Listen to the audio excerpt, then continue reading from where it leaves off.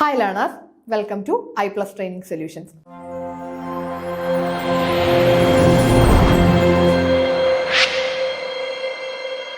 അപ്പോൾ നമുക്കിന്ന് statistical അസിസ്റ്റന്റിന്റെ previous year question പേപ്പറിൽ നിന്ന് കോമേഴ്സ് ഏരിയയിൽ നിന്ന് ചോദിച്ചിട്ടുള്ള കുറച്ച് ക്വസ്റ്റ്യൻസ് ഒന്ന് നോക്കി പോകാം. ഇനിയിപ്പോൾ നമുക്ക് എക്സാമിന് അധികം ടൈം ഇല്ല, ഇനി കുറച്ച് ലിമിറ്റഡ് ടൈം മാത്രമേ ഉള്ളൂ.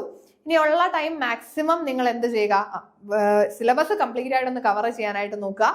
സിലബസ് കംപ്ലീറ്റ് ആയിട്ട് കവർ ചെയ്ത് കഴിഞ്ഞാൽ പ്രീവിയസ് ഇയർ ക്വസ്റ്റ്യൻസ് ഒക്കെ ഒന്ന് വർക്കൗട്ട് ചെയ്ത് പഠിച്ചോളാം. ഇനി ഒരു റിവിഷൻ ഉള്ള സമയം നമുക്ക് വളരെ കുറച്ച് സമയം മാത്രമേ ഉള്ളൂ.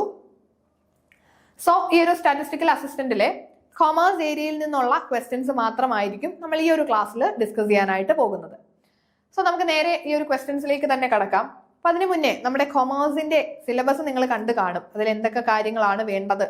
അപ്പൊ അവിടെ മാനേജ്മെന്റിൽ നിന്നും പ്രീവിയസ് ഇയറിൽ ക്വസ്റ്റ്യൻസ് ചോദിച്ചിട്ടുണ്ട്. അതേപോലെ തന്നെ നമ്മളുടെ അക്കൗണ്ടിങ്ങിൽ നിന്ന് പ്രീവിയസ് ഇയറിൽ ക്വസ്റ്റ്യൻസ് വന്നിട്ടുണ്ട്. അപ്പൊ ആ ഒരു സിലബസ് നിങ്ങളൊന്ന് നോക്കി, സിലബസിൽ ഏതൊക്കെ ഏരിയാസ് ആണ് പറഞ്ഞിരിക്കുന്നത്, നമ്മുടെ കൊമേഴ്സിൽ ഏതൊക്കെ ഏരിയാസ് ആണ് പറഞ്ഞിരിക്കുന്നത് എന്ന് കൃത്യമായിട്ടൊന്ന് മാർക്ക് ചെയ്തിട്ട് അതനുസരിച്ച് നിങ്ങൾ ആദ്യം ആ ഒരു സിലബസ് ഒന്ന് സ്റ്റഡി ചെയ്യുക. സിലബസ് അനുസരിച്ച് ഒന്ന് സ്റ്റഡി ചെയ്യുക. അതിനുശേഷം ഈ ഒരു ക്വസ്റ്റ്യൻസ് കൂടി ഒന്ന് വർക്കൗട്ട് ചെയ്ത് നോക്കാം. സോ നമുക്ക് നേരെ ക്വസ്റ്റ്യൻസിലേക്ക് പോകാം. Which among the following statement related to scientific management is not correct? Scientific management നമ്മൾ പഠിച്ചിട്ടുണ്ടല്ലേ. സയന്റിഫിക് മാനേജ്മെന്റും സയന്റിഫിക് മാനേജ്മെന്റ് അപ്രോച്ചും സയന്റിഫിക് മാനേജ്മെന്റ് തിയറീസും ഒക്കെ നമ്മൾ മാനേജ്മെന്റിൽ പഠിച്ചതാണ്. അപ്പൊ മാനേജ്മെന്റ് എന്ന് പറയുന്ന ടോപ്പിക്കിൽ നിന്നുള്ളൊരു ക്വസ്റ്റ്യൻ ആണ് ഈ ചോദിച്ചിട്ടുള്ളത്. Which among the following statement related to scientific management is not correct? Scientific മാനേജ്മെന്റുമായിട്ട് റിലേറ്റ് ചെയ്ത് ഇതിൽ ഏത് സ്റ്റേറ്റ്മെന്റ് ആണ് കറക്റ്റ് അല്ലാത്തത്? അത് വളരെ ഇമ്പോർട്ടന്റ് ആയിട്ട് ഓർത്തു വെക്കണം. നോട്ട് കറക്റ്റ് എന്നാണ് നമ്മുടെ ക്വസ്റ്റ്യൻ. ഈ ഒരു ക്വസ്റ്റ്യൻ നിങ്ങൾ കൃത്യമായിട്ട് വായിച്ചോളണം. കാരണം ചിലപ്പോൾ ഇതിലേതാണ് കറക്റ്റ് അല്ലെങ്കിൽ ഇതിലേതാണ് കറക്റ്റ് അല്ലാത്തത് ഇങ്ങനെയൊക്കെ എടുത്ത് ചോദിക്കുമ്പോൾ നമ്മൾ പെട്ടെന്ന് അതൊന്ന് കാണാതെ പോകും അല്ലേ. നമ്മൾ ആ ക്വസ്റ്റ്യൻ നല്ലപോലെ വായിക്കാതെ വരുമ്പോൾ വരുന്നൊരു പ്രോബ്ലം ആണത്. ക്വസ്റ്റ്യൻ നന്നായിട്ട് വായിച്ച് മനസ്സിലാക്കുക. അപ്പൊ ഇവിടെ ഏതാണ് കറക്റ്റ് അല്ലാത്ത സ്റ്റേറ്റ്മെന്റ്, അപ്പൊ നമ്മൾ സയന്റിഫിക് മാനേജ്മെന്റ് എന്താണെന്ന് അറിയാമെങ്കിൽ വേഗത്തിൽ നമുക്കിതിൽ ആൻസർ ചെയ്യാനായിട്ട് പറ്റും. വളരെ ഡയറക്റ്റ് ആയിട്ടുള്ള ക്വസ്റ്റ്യൻ ആണ് അല്ലേ. സോ നോക്കിക്കേ, applicable to shop floor level of a factory, helps to increase productivity, developed by observations and experimentations. ഇതെല്ലാം സയന്റിഫിക് മാനേജ്മെന്റുമായിട്ട് റിലേറ്റ് ചെയ്ത് വരുന്നതല്ലേ, ഈ പറഞ്ഞ എയും ബിയും സിയും ഒക്കെ.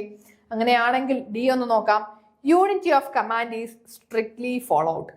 യൂണിറ്റി ഓഫ് കമാൻഡ് നമ്മളുടെ സയന്റിഫിക് മാനേജ്മെന്റിൽ ഫോളോ ചെയ്യുന്നുണ്ട് എന്നൊരു കാര്യം എവിടെയും അങ്ങനെ ഒരു പ്രൊവിഷൻ നമ്മൾ സയന്റിഫിക് മാനേജ്മെന്റിൽ പഠിക്കുന്നില്ല. അങ്ങനെയാണെങ്കിൽ ഓപ്ഷൻ ഡി ആണ് ഇവിടുത്തെ കറക്റ്റ് ആൻസർ അല്ലേ. അതായത് സയന്റിഫിക് മാനേജ്മെന്റ്, ബാക്കിയുള്ള മൂന്നെണ്ണവും സയന്റിഫിക് മാനേജ്മെന്റിൽ വരുന്നതാണല്ലോ. സയന്റിഫിക് മാനേജ്മെന്റ് എന്താണെന്ന് അറിയാമെങ്കിൽ വളരെ സിമ്പിൾ ആയിട്ട് നമുക്ക് മനസ്സിലാകും. So shop floor level of a factory correct ആണ്. സയന്റിഫിക് മാനേജ്മെന്റ് ആപ്ലിക്കബിൾ ആകുന്നത് ഷോപ്പ് ഫ്ലോർ ലെവലിലായിരിക്കും. Helps to increase the productivity, developed by observation and experimentation. ഇതെല്ലാം സയന്റിഫിക് മാനേജ്മെന്റുമായിട്ട് റിലേറ്റ് ചെയ്തതല്ലേ. സോ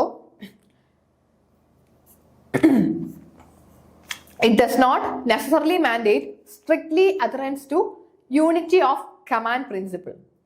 യൂണിറ്റി ഓഫ് കമാൻഡ് പ്രിൻസിപ്പിളിൽ ആ ഒരു പ്രിൻസിപ്പിൾ ഫോളോ ചെയ്യുന്നുണ്ട് അല്ലെങ്കിൽ അത് സ്ട്രിക്ട്ലി ഫോളോ ചെയ്യണം എന്നൊരു കാര്യം നമ്മളുടെ സയന്റിഫിക് മാനേജ്മെന്റിൽ പറയുന്നില്ല. യൂണിറ്റി ഓഫ് കമാൻഡ് എന്താണെന്നപ്പോ ഒന്ന് ഓർത്ത് വെച്ചോളുക. നമ്മുടെ മാനേജ്മെന്റിലെ 14 പ്രിൻസിപ്പിൾസ് നിങ്ങളൊന്ന് പഠിച്ചു വെച്ചോണം. നമ്മളുടെ ഹെൻറി ഫയോളിന്റെ 14 പ്രിൻസിപ്പിൾസ് വളരെ ഇമ്പോർട്ടന്റ് ആയിട്ട് പഠിച്ചു വെക്കണം. അതിൽ യൂണിറ്റി ഓഫ് കമാൻഡ് എന്ന് പറഞ്ഞാൽ എന്താണ് എന്ന് അറിയാമല്ലോ. യൂണിറ്റി ഓഫ് കമാൻഡ് എന്ന് പറഞ്ഞാൽ ഒരു സബോർഡിനേറ്റ് ഒരു സമയത്ത് ഒരു സുപ്പീരിയറുടെ അടുത്തു നിന്ന് മാത്രമേ ഓർഡേഴ്സ് സ്വീകരിക്കാനായിട്ട് പാടുള്ളൂ. അതായത് ഒരാളോട് മാത്രമേ അക്കൗണ്ടബിൾ ആയിട്ട് ഇരിക്കാനായിട്ട് പറ്റുള്ളൂ. അതാണ് നമ്മളുടെ യൂണിറ്റി ഓഫ് കമാൻഡിൽ പറയുന്നത്. വളരെ ഇമ്പോർട്ടന്റ് ആയിട്ട് ഈ ഒരു പ്രിൻസിപ്പിൾസ് എല്ലാം നിങ്ങളൊന്ന് പഠിച്ചു വെച്ചേക്കാം. ഓക്കെ, സോ നമുക്ക് നെക്സ്റ്റ് ക്വസ്റ്റ്യനിലേക്ക് പോകാം. നമ്മളിപ്പോ പറഞ്ഞ അതേ കാര്യം തന്നെ അടുത്ത ക്വസ്റ്റ്യൻ ആയിട്ട് വന്നു അല്ലേ. നോക്കിക്കേ, യൂണിറ്റി ഓഫ് കമാൻഡ്. ഇതിലേതാണ് യൂണിറ്റി ഓഫ് കമാൻഡിനെ പറ്റിയിട്ട് പറയുന്നത്? It implies that employee should get orders from and report to one boss. ശരിയല്ലേ? യൂണിറ്റി ഓഫ് കമാൻഡിൽ പറയുന്നതാണല്ലോ, അത് ശരിയാണ്. implies that employee should get orders from and report to one boss. Employees ഒരാളുടെ കയ്യിൽ നിന്ന് മാത്രമേ എന്ത് സ്വീകരിക്കാൻ പാടുള്ളൂ, ഓർഡേഴ്സ് സ്വീകരിക്കാൻ പാടുള്ളൂ. ഒരാളോട് മാത്രം റിപ്പോർട്ട് ചെയ്താൽ മതിയാകും, ഒരാളോട് മാത്രമേ അക്കൗണ്ടബിൾ ആയിട്ടിരിക്കുന്നുള്ളൂ. അത് നമ്മളുടെ യൂണിറ്റി ഓഫ് കമാൻഡിൽ വരും എന്ന് പറഞ്ഞ് നമ്മൾ ഉടനെ എ അങ്ങ് മാർക്ക് ചെയ്യാൻ പറ്റുമോ? ഇല്ല. ബാക്കി ഓപ്ഷൻസ് കൂടി ഒന്ന് നോക്കണം അല്ലേ. helps to fix the responsibility of each person in the organization. അതും ശരിയല്ലേ. helps to fix the responsibility of each person. ഓരോരുത്തരുടെയും റെസ്പോൺസിബിലിറ്റി ഫിക്സ് ചെയ്യുന്നുണ്ട് യൂണിറ്റി ഓഫ് കമാൻഡിൽ കൂടി. അതും ശരിയായിട്ടുള്ള സ്റ്റേറ്റ്മെന്റ് ആണ്. ഇനി തേർഡ് സ്റ്റേറ്റ്മെന്റോ, it state that subordinate should receive order from all superiors. അത് തെറ്റാണ്. അങ്ങനെയല്ലല്ലോ യൂണിറ്റി ഓഫ് കമാൻഡിൽ പറയുന്നത്. എല്ലാ സുപ്പീരിയേഴ്സിന്റെ കയ്യിൽ നിന്നും ഓർഡേഴ്സ് സ്വീകരിക്കാൻ പറ്റുമോ? ഇല്ല. ഒരു സുപ്പീരിയർ അടുത്ത് നിന്ന് മാത്രമേ എന്ത് ചെയ്യാനായിട്ട് പറ്റുള്ളൂ, ഓർഡേഴ്സ് റിസീവ് ചെയ്യാനായിട്ട് പാടുള്ളൂ. അപ്പൊ നമ്മളുടെ എയും ബിയും വരുന്നുണ്ട് അല്ലെ. സോ ഇവിടെ both A and B are correct. Option D ആയിരിക്കും നമ്മളുടെ കറക്റ്റ് ആൻസർ. ഇതൊക്കെ വളരെ സിമ്പിൾ ക്വസ്റ്റ്യൻസ് ആണ്. So, unity of command means an employee should report to and receive orders from only one supervisor, which directly aligns with fixing the responsibility of each person in the organization as they have a clear point of accountability. അപ്പോൾ ഈ ഒരു accountability ഒക്കെ അതിലൊക്കെ ഒരു clarity വരുത്താനും അപ്പോൾ ആ responsibilities fix ചെയ്യാനും ഒക്കെ വേണ്ടിയിട്ടാണ് ഈ ഒരു യൂണിറ്റി ഓഫ് കമാൻഡ് വന്നിട്ടുള്ളത്. ഓക്കെ, ഇനി നെക്സ്റ്റ് ക്വസ്റ്റ്യനിലേക്ക് പോകാം. The function of middle level management includes. Middle level മാനേജ്മെന്റിന്റെ ഫങ്ഷൻ ഇതിൽ ഏതൊക്കെയാണ്? Assigning necessary duties and responsibilities to their departments. അത് ശരിയാണ് അല്ലെ. മിഡിൽ ലെവൽ മാനേജ്മെന്റ് എന്ന് പറഞ്ഞാൽ അവരുടെ ഡിപ്പാർട്ട്മെന്റിനകത്ത് അവിടെ അവരുടെ ഡിപ്പാർട്ട്മെന്റ്സിൽ ഉള്ള ആളുകളുടെ ഡ്യൂട്ടീസും റെസ്പോൺസിബിലിറ്റീസും ഒക്കെ അസൈൻ ചെയ്യുന്നത് മിഡിൽ ലെവൽ മാനേജ്മെന്റിന്റെ ഒരു ഫംഗ്ഷൻ ആണ്. ഇനി reducing the wastage of resource, ensuring the safety standards are maintained within the organisation. ഓർഗനൈസേഷനകത്തുള്ള സേഫ്റ്റി സ്റ്റാൻഡേർഡുകളൊക്കെ മെയിൻറ്റെയിൻ ചെയ്യുന്നുണ്ട് എന്നൊക്കെ എൻഷുർ ചെയ്യുന്നത് ആക്ച്വലി മിഡിൽ ലെവലിന്റെ ജോലിയല്ല. അത് മിഡിൽ ലെവൽ ചെയ്യുന്ന കാര്യമല്ല അല്ലെ. ആക്ച്വലി അതൊക്കെ കുറച്ചുകൂടി ഹൈ ലെവലിലേക്ക് പോകുമ്പോൾ അവരായിരിക്കും അതൊക്കെ ഒന്ന് എൻഷുർ ചെയ്യുന്നത്. മെയിൻ ആയിട്ടും മിഡിൽ ലെവൽ ചെയ്യുന്നത് എന്താണ്? Assigning necessary duties and responsibilities to their departments. അതാണ് നമ്മളുടെ മിഡിൽ ലെവൽ മാനേജ്മെന്റിന്റെ മെയിൻ ഡ്യൂട്ടി എന്ന് പറയുന്നത്. ഇനി ഇതൊക്കെ നമുക്ക് വേണമെങ്കിൽ അവർ ചെയ്യുന്നുണ്ടെന്ന് പറയാം. പക്ഷെ നമ്മൾ കുറച്ചുകൂടി ഒന്ന് ഒരു ക്ലാരിറ്റി ആയിട്ട് ഒന്നുകൂടി ക്ലിയർ ആയിട്ട് നോക്കിയാൽ assigning necessary duties and responsibilities to their departments അതായിരിക്കും മിഡിൽ ലെവൽ മാനേജ്മെന്റിന്റെ ഫംഗ്ഷൻ, അവരുടെ പ്രൈമറി ഫംഗ്ഷൻ എന്ന് പറയുന്നത്. ഓക്കെ, സോ നമുക്ക് നെക്സ്റ്റ് ക്വസ്റ്റ്യനിലേക്ക് പോകാം. Henry Fayol and FW Taylor belongs to which school of management? നമ്മൾ പല സ്കൂൾ ഓഫ് മാനേജ്മെന്റ് തോട്ട്സ് പഠിക്കും അല്ലെ. Different schools of management thoughts ഉണ്ട്. അവിടെ ക്ലാസിക്കൽ സ്കൂളുകളും ബിഹേവിയറൽ സ്കൂളുകളും നിയോ ക്ലാസിക്കലും കണ്ടിജൻസി, ഇത് ഇങ്ങനെ പല അപ്രോച്ചുകളും നമ്മൾ പഠിച്ചിട്ടുണ്ട്. അപ്പോൾ ഇതില് ഹെൻറി ഫയോളും FW ടൈലറും ഇതിൽ ഏത് മാനേജ്മെന്റ് സ്കൂളിൽ വരുന്നതാണ്? അവരുടെ ആ ഒരു തോട്ടുകൾ ഇതിൽ ഏത് മാനേജ്മെന്റ് സ്കൂളിൽ റിലേറ്റ് ചെയ്ത് വരുന്നതാണ് എന്നൊരു ക്വസ്റ്റ്യൻ ആണ്. അപ്പൊ ഇതൊക്കെ വളരെ ബേസിക് ക്വസ്റ്റ്യൻ ആണ്. ഇതൊക്കെ നമ്മുടെ ബേസിക്സ് ആണ്, മാനേജ്മെന്റിന്റെ ഒക്കെ ഏറ്റവും ബേസിക്സ് ആണ്. മാനേജ്മെന്റ് എന്താണെന്നൊക്കെ പഠിക്കുന്ന സമയത്ത് സ്കൂൾസ് ഓഫ് മാനേജ്മെന്റ് തോട്ട് എന്നൊരു കാര്യം നമ്മൾ പഠിക്കുന്നുണ്ട്. Schools of management thought. ഈ ഒരു സ്കൂൾസ് ഓഫ് മാനേജ്മെന്റ് തോട്ടിൽ പല ഡിഫറെന്റ് ടൈപ്സ് ഓഫ് സ്കൂൾസ് നമ്മൾ നോക്കുന്നുണ്ട് അല്ലെ. ബിഹേവിയറൽ സ്കൂളും ക്ലാസിക്കലും നിയോ ക്ലാസിക്കലും കണ്ടിജൻസിയും ഒക്കെ നമ്മൾ നോക്കുന്നുണ്ട്. അപ്പൊ ഇതില് ഹെൻറി ഫയോളും FW ടൈലറും ഒക്കെ വരുന്നത് ഏത് സ്കൂൾ ഓഫ് മാനേജ്മെന്റ് തോട്ടിലാണ്? നമുക്ക് സിമ്പിൾ ആയിട്ട് അറിയാവുന്നതാണ് അല്ലെ. ക്ലാസിക്കൽ സ്കൂളിൽ വരുന്നതാണ് ഹെൻറി ഫയോളും FW ടൈലറും ഒക്കെ. Classical school of management തോട്ടിലാണ്.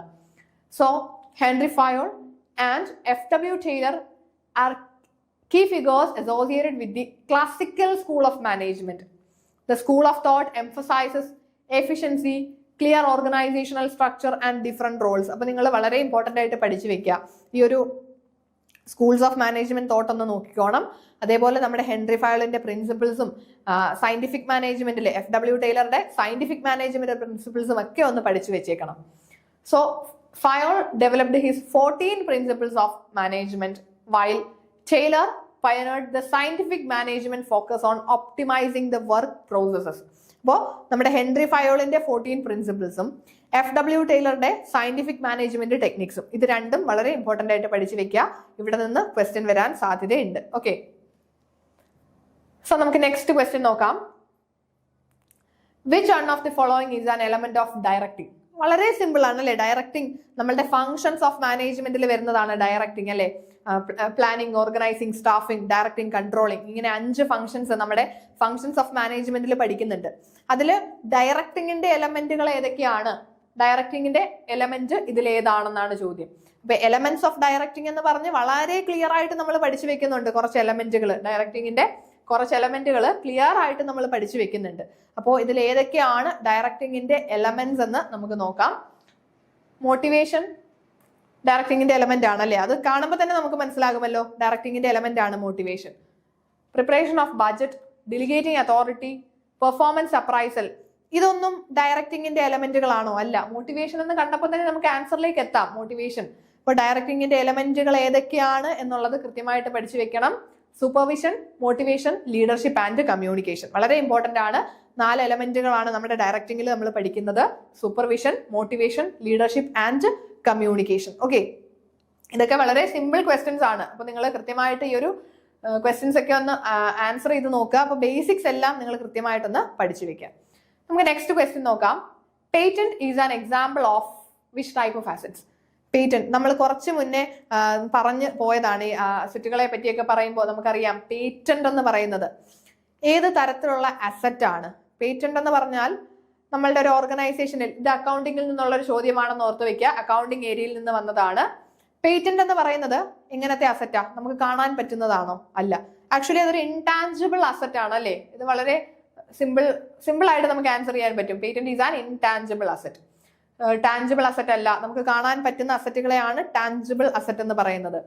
Then fictitious അസറ്റുകളുണ്ട്. അതായത് നമുക്ക് എന്തെങ്കിലും ഫിക്ടീഷ്യസ് അസറ്റ് എന്ന് പറഞ്ഞാൽ അത് ആക്ച്വലി ഒരു അസറ്റ് അല്ല, അതൊരു എക്സ്പെൻസ് ആണ്.